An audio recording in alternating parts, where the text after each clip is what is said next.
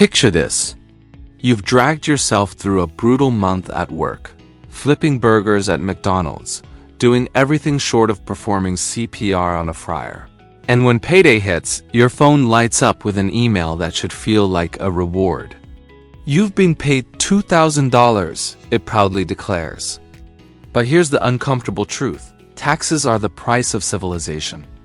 You pay, and in theory, the government builds roads, funds schools, regulates food so your taco truck doesn't accidentally take you out.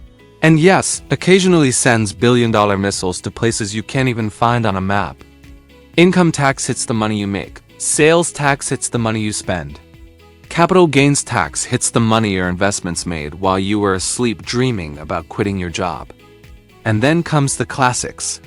Social Security and Medicare mandatory contributions, like the world's least exciting subscription service. Social Security forces you to save for your own retirement whether you feel like it or not. Medicare funds healthcare for people older or sicker than you. Eventually comes the great national anxiety event, filing taxes. The government knows exactly what you owe, but it makes you guess. If you're right, congratulations, here's a sticker. If you're wrong, good luck. Some people pay quarterly, some annually, and some don't pay at all and later appear in true crime documentaries explaining how it just slipped their mind. But as irritating as taxes feel, countries with higher taxes often have better quality of life, cleaner roads, safer streets, functioning healthcare, and fewer potholes that can swallow an entire prize. Money leaves your account, but it reappears in the world around you, even if you don't always notice it. Now imagine walking into a bank, handing the teller your cash, and picturing it being tucked safely into a vault guarded by lasers and possibly a small dragon. But the real system is far less cinematic. Your money is already gone. Banks don't hold your cash, they move it. They lend it. They circulate it like blood, keeping the financial body alive. Deposit $1,000, and the bank keeps maybe $100 and lends out the rest to someone who wants to buy a jet ski they absolutely do not need. That's fractional reserve banking, the idea that not everyone will withdraw all their money at once. Unless it's 2008 and the world is panicking, at which point the entire system begins to crack like a cheap phone screen. Banks make money by lending your money at a higher interest rate than the interest they pay you. You are the supply, borrowers are the demand, and banks sit in the middle collecting the difference like the world's most polite financial vampires.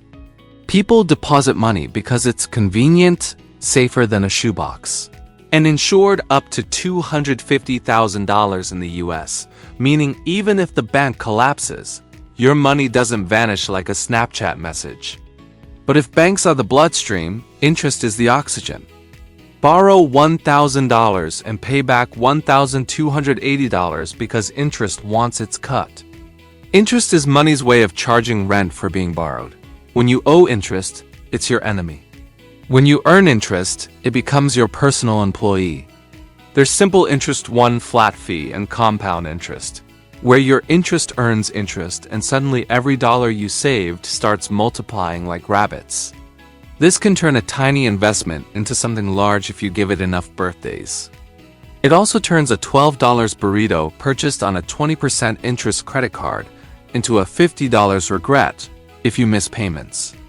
Interest can save you or destroy you depending on which side of the equation you're on. Then there's inflation, the slow, silent pickpocket of your wallet. You buy chips, and the bag is 60% air, 40% disappointment. Prices rise, but your paycheck stays suspiciously still. Inflation happens when too much money chases too few goods, when supply chains falter, when expectations spiral, or when the economy simply overheats. A little inflation is normal, 2% a year keeps things moving. But when it spikes, the government raises interest rates to cool the economy, making borrowing more expensive, slowing spending, and hoping people stop buying things they don't need. If inflation is a slow burn, recessions are the sudden crash. A recession hits when the economy shrinks for at least 2 quarters. Jobs disappear, companies shrink budgets, The stock market behaves like an emotional teenager, and people stop spending money on unnecessary purchases. Recessions can be triggered by high interest rates, global events, political chaos, wars, pandemics, or simply the natural boom and bust cycle that has existed since the dawn of modern economies. Governments respond by lowering interest rates, pumping stimulus, or just hoping people return to buying overpriced coffee soon. Recessions hurt, but they also reset. Economies heal, rebuild, and rise again. Meanwhile, your credit score lurks in the background like a silent judge. A three-digit number 300 to 850 that determines whether you get a house, a car, or a 27% APR loan that should honestly be illegal. Credit scores aren't about how rich you are, they're about how reliable you appear. Pay on time. Keep your credit utilization low. Maintain accounts for a long time. Mix your credit. Avoid applying for too much credit at once. It's a loyalty system for adults. Ignore it and it will absolutely ruin your life. Treat it well, and it opens doors you didn't even know were there. But behind all of this lies the biggest illusion of all: money itself. Dollars, euros, yen, none of it is real in the physical sense. Money is a social construct built on collective belief. A dollar has value because everyone agrees it does. Bitcoin has value for the same reason. If society decided tomorrow that seashells were the new currency, people would start hoarding beach bags. Money works because we trust it. Governments print it. Central banks regulate it. People trade it. And the system stays alive as long as we continue to believe, and that belief is why investing matters. Inflation eats your savings, so investing becomes the shield. Stocks, bonds, funds, real estate, they all represent ways your money can work harder than you do. Investing isn't about luck, it's about time. Markets rise, fall, and rise again. Most millionaires didn't strike gold, they just let compound interest do its quiet magic for decades. Not investing is often more dangerous than investing carefully. This leads to value, the invisible metric that decides why one thing costs more than another. A rock is a rock until someone decides one is rarer, shinier, and worth worshipping. Gold has value because society agreed to treat it like treasure.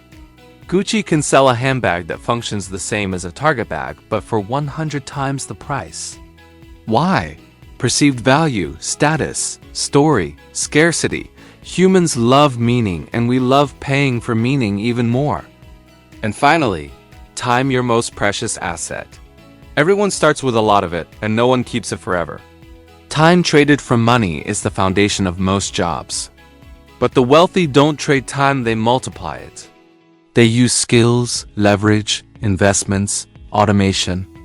Time is the secret engine behind wealth creation. If you want more breakdowns like this, clean, clear, brutally honest, hit like, subscribe, and turn on notifications.